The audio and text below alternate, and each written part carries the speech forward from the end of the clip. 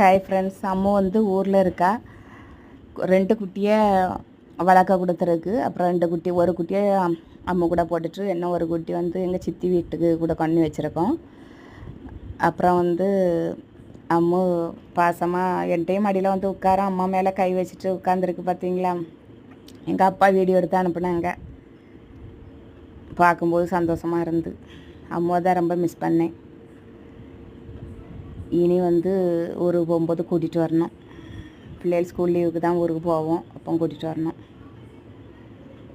அப்புறம் பார்க்குறவங்கெல்லாம் லைக் பண்ணுங்கள், ஷேர் பண்ணுங்கள், சப்ஸ்கிரைப் பண்ணுங்கள்.